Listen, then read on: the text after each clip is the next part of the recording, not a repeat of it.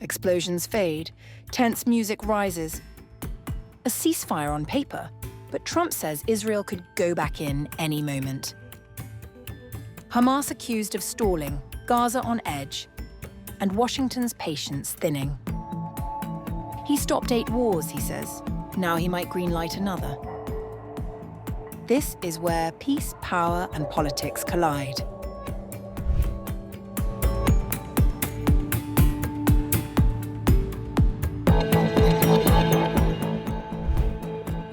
American President Donald Trump has said he would consider allowing Israeli Prime Minister Benjamin Netanyahu to resume military action in Gaza if Hamas fails to uphold its commitments under the current ceasefire. Speaking to CNN in a brief telephone interview, Trump said Israeli forces could return to the streets as soon as he says the word. What's going on with Hamas? That'll be straightened out quickly. The American president's remarks followed Israeli accusations that Hamas had not yet fulfilled its obligation to return all hostages, both living and deceased. Under point 4 of Trump's 20-point peace plan, Hamas was required to hand over all captives within 72 hours of Israel's acceptance of the agreement. As of October 15th, all 20 surviving hostages had been returned, while the bodies of some were handed over. Further, Trump expressed optimism about broader peace prospects, noting that 59 countries now support the ceasefire framework. Reflecting on his record, Trump asserted that he loves stopping wars. Stopping wars. And sort of interesting, I'll be the only president, I don't think any president has stopped one war. I stopped 8 wars in 8 months. Did I get a Nobel Prize? No. Even I said, yeah, that's an impossible one. But it's all right. I suspect, I think next year will be better, but I don't, you know what I care about? I saved maybe hundreds of millions of lives.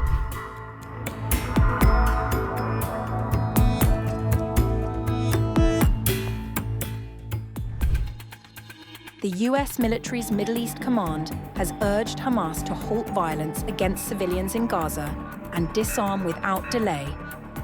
The appeal came as Hamas reasserted itself by deploying security forces and carrying out executions of those it accuses of collaborating with Israel. Since the ceasefire began, Hamas has gradually returned to the streets of Gaza, killing more than 30 members of what it describes as a gang, citing crime and security concerns. Commander Brad Cooper, head of US Central Command, said, We strongly urge Hamas to immediately suspend violence and shooting at innocent Palestinian civilians in Gaza. We have conveyed our concerns to the mediators who agreed to work with us to enforce the peace and protect innocent Gaza civilians. The crackdown followed Trump's remark that Hamas had been temporarily allowed to police Gaza. Speaking to reporters, the American president said the group had killed a number of gang members, which he said did not concern him. On October 15th, Trump told reporters in the Oval Office that the US military would not be needed to disarm Hamas, saying Israel would handle the effort with American support. To Hamas, to the rest of the world, that at some point the US military may more directly engage? We won't need the US military. We won't need it. We're going to involve because we're very much involved in it. If we weren't involved, there wouldn't be peace. If we didn't destroy the nuclear capability of Iran, that deal would have never happened for 2 reasons. The Arab nations would not have felt bold enough to do it because you have a very powerful, at that time, Iran. It's not powerful anymore between what Israel and us did, because the attack was, if you look at it, we helped them very much. They will be the first to tell you, including shooting down thousands of drones that were coming into Israel. We shot them down. A senior Trump advisor described the disarmament process as a very complex dynamic, but said mediators agree that Reconstruction funds will go only to Hamas-free, terror-free zones. A lot of the people, even on the Hamas side, are fearful of retribution from other people inside Gaza. So it's a very complex dynamic. But the sentiment from the Arab mediators and from us is that they still want to continue to work together to find a way to do it. We're all working very closely, creatively, and aggressively to find the right outcome that satisfies everyone's objectives. Point 6 of the Trump 20-point peace plan states, once all hostages are returned, Hamas members who commit to peaceful coexistence and to decommission their weapons will be given amnesty. Members of Hamas who wish to leave Gaza will be provided safe passage to receiving countries. When CNN asked what happens if Hamas refuses to disarm, Trump said, I think about it. Israel will return to those streets as soon as I say the word. If Israel could go in and knock the crap out of them, they'd do that. I had to hold them back. I had it out with Bibi.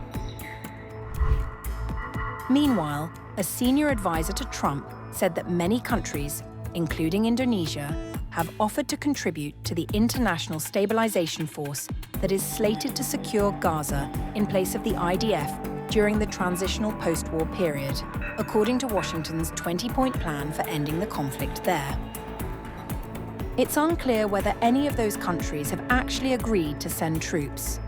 Indonesia is the only country to date that has publicly offered to do so, saying it can send 20,000 soldiers to Gaza, while specifying that it would be under a UN-mandated peacekeeping mission. Something that is not outlined in Trump's plan. Moreover, Arab officials have repeatedly told the Times of Israel that the UAE and Qatar do not intend to send troops but could assist with funds or training.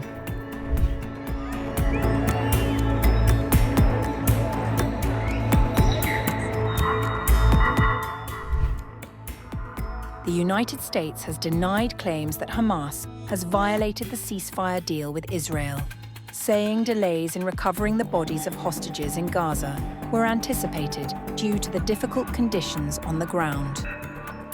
A senior advisor to Trump told reporters that the understanding with Hamas was to prioritize the release of all live hostages, which the group fulfilled.